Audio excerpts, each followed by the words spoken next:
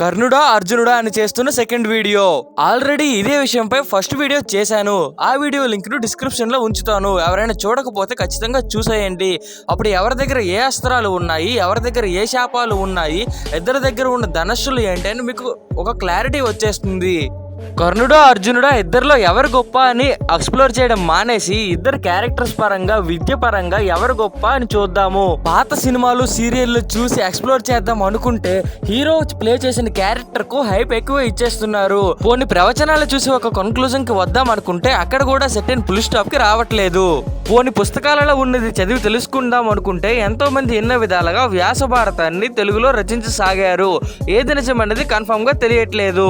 So మనకి అసలైన నిజాలు తెలియాలంటే ఒరిజినల్ గా వ్యాస మహర్షి రాసిన మహాభారతాన్ని చదవాలి. వినాయకుడు ఆ గ్రంథాన్ని రచించాడు. ఇదే ఛానల్లో కొన్ని బుక్స్ రిఫర్ చేసి, అలాగే చాట్‌జీపీటీ, జెమినీ, గూగుల్ వంటి వాటిని రిఫర్ చేసి మహాభారతం స్టార్టింగ్ నుంచి ఎండింగ్ వరకు సిరీస్ నడుస్తుంది. ఇంకా ఆ సిరీస్ ఆది పర్వంలోనే ఎపిసోడ్ 2లో ఉంది. సో ఎవరైనా చూడకపోతే వెళ్ళి చూసేయండి. మీకు అన్ని క్యారెక్టర్ల గురించి ఒక అవగాహన వచ్చేస్తుంది. లింక్ డిస్క్రిప్షన్ లోనే పెట్టి ఉంచుతాను. అర్జునుడికి చిన్నప్పటి నుంచి ద్రోణాచార్యుల వారి దగ్గర మంచి విద్యాభ్యాసం దొరికింది. కర్ణుడికి కూడా పరశురాముల వారి దగ్గర మంచి విద్యాభ్యాసం దొరికినా సరే కర్ణుడికి పరశురాముల వారు శాపం పెట్టేస్తారు. నీ లైఫ్ లో ప్రీషియస్ మూమెంట్స్ లో నేను నేర్పిన విద్య పనికిరాదు అని. ఇలా కర్ణుడికి ఒకటి కాదు చాలానే శాపాలు ఉన్నాయి. ఇప్పుడు అర్జునుడు గెలిచిన కొన్ని సినారియోస్, అలాగే కర్ణుడు గెలిచిన కొన్ని సినారియోస్ చూద్దాము. మొదటిది విరాట పర్వంలో అర్జునుడు కౌరవ సేనపై సమ్మోహన అస్త్రం వేసి అందరినీ మూర్చిపోయేలా చేస్తాడు. అందులో కర్ణుడు, ద్రోణుడు, భీష్ముడు, దుర్యోధనుడు అందరూ ఉన్నారు.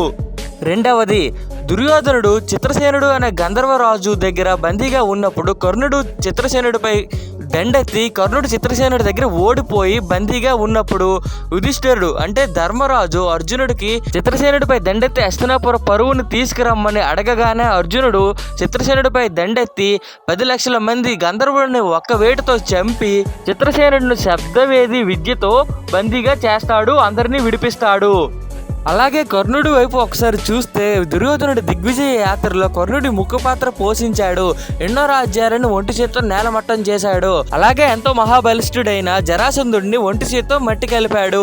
ఈ విధంగా పెద్ద పెద్ద యుద్ధాలలో ఇద్దరు పరాక్రమం చూపారు. ఇక అసలైనది కురుక్షేత్ర సమయానికి వస్తే 14వ రోజు కర్ణుడు విజృంభించాడు. అర్జునుడు ఆ విజృంభణ అంతా నిలువరించి ఒక చేత్తో కర్ణుడిని ఆపుతూ రెండవ చేత్తో జయద్రథుడిని ఒంటి చేత్తో సంహరించాడు. అసలు జయద్రథుడు ఎవరు అని తెలుసుకోవడానికి మన ఛానల్లో వచ్చే మహాభారతం సిరీస్లో వస్తుంది. వెయిట్ చేసి చూడండి. ఆ తర్వాత 17 రోజున కర్ణుడు మరణించాడు. ఇది అందరికీ తెలిసిన విషయమే. ఇక్కడ ఒక్క విషయం గమనించండి, డైరెక్ట్ బ్యాటిల్స్ లో అర్జునుడు 0.001% ఎక్కడో గొప్ప అనిపిస్తాడు. అలాగే కర్ణుడికి ఉన్న శాపాలు, చిన్నప్పటి నుంచి విద్య దొరకలేదు, అందరూ సూతపుత్రుడు అని నిందిస్తారు, విద్య ఉన్నా సరే తగిన గుర్తింపు రాలేదు, విద్య నేర్పిన గురువే శాపం పెట్టేస్తారు, ఎంత ఓర్పున్న భూమాత కూడా శాపం పెట్టేస్తుంది, తనకి ఉన్న కవచకుండలలో దానం చేసి మరింత వీక్ అయిపోతాడు కర్ణుడు. ఇలాంటి సమయంలో కర్ణుడు 17వ రోజున మరణిస్తాడు. క్యారెక్టర్స్ పరంగా కర్ణుడు కూడా 0.001% చాలా గొప్పవాడు.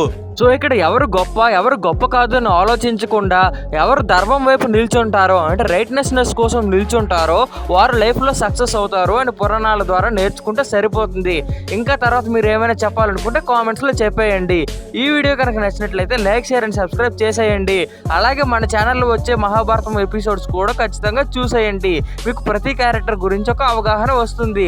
Thank you for watching. Thank you.